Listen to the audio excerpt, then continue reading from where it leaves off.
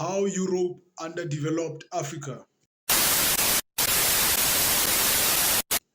Basically, socially, underdevelopment, the term underdevelopment means that human social development has been uneven. Economically, it means that some human groups have been advanced further by producing more and becoming more wealthy.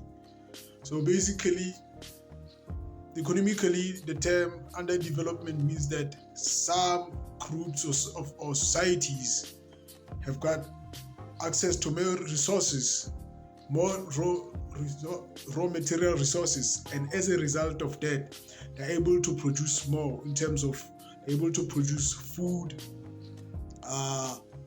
clothes, food, clothing, and shelter. Basically, those are the basic human needs, and then the rest are no longer a necessity but a luxury.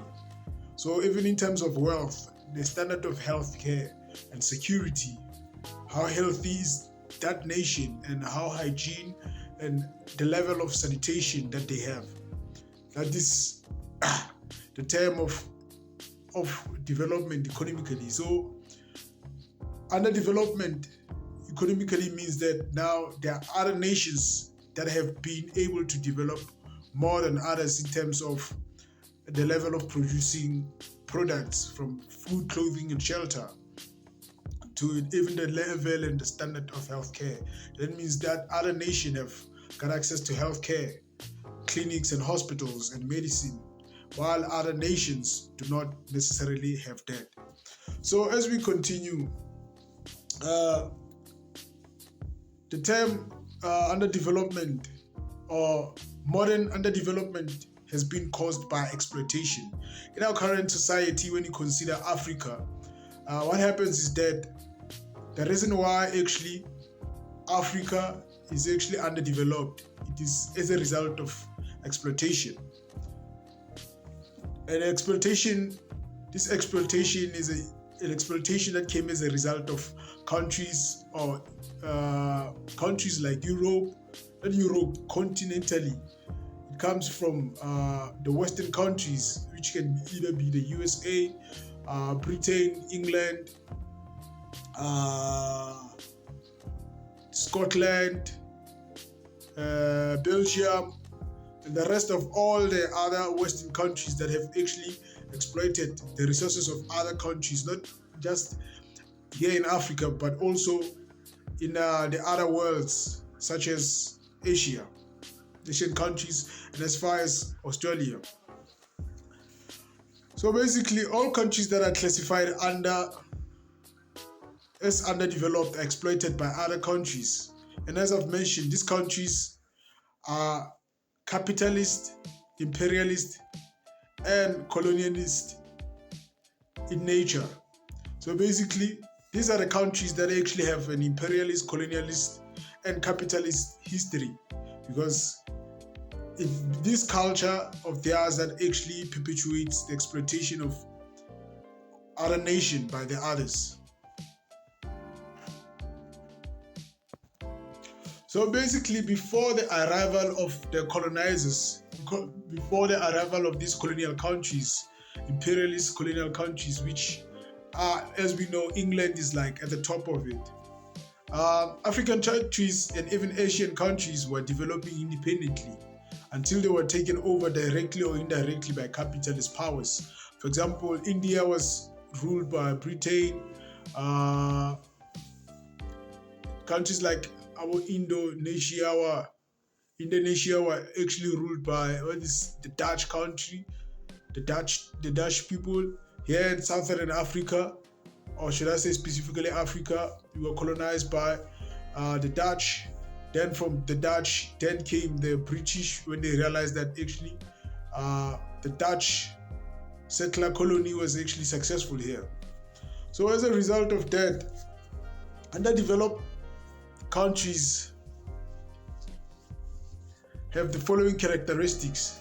Underdeveloped countries have the following characteristics. For example, they are not industrialized, meaning that a large of population is not working, and their wealth does not come from mining of factories or other industries. Most of their wealth actually comes from agriculture. They still survive on agriculture, on planting. For example, most African countries, basically, most of their income actually comes from planting, farming, participating in agriculture, but they do not necessarily have well developed or in factories and industries, and they are also not even mining. And even those that are actually mining, for like here in South Africa, what's happening is that most of the raw materials that have been mined are actually then shipped out to other European countries or countries in the Western world to actually be processed. So basically, even if we have the expertise to actually do it ourselves, but because of the powers that are actually controlling these mines, it's actually them who actually push for these raw materials to actually be exported outside. So apart from those that I've actually mentioned, underdeveloped countries actually have a shortage of social services. What I mean social services, for example, we have, for example, in terms of social development, the teachers, the clinics, the hospitals, like all the components that are actually important for society to actually function and become a normal society. What happens is that an underdeveloped state actually lacks in those. It has lack of teachers, lack of doctors, nurses, social workers, and people who actually have the expertise to actually help the society function. And also, Africa has a shortage of highly qualified personnel. Not even just Africa. Here I'm talking of underdeveloped countries. So they also have low numbers of doctors, engineers, technicians, agriculturalists, administrators, lawyers in some places. So basically, those are the characteristics that actually define an underdeveloped state. And that is from those characteristics, that is how we can actually see how Europe actually underdeveloped Africa.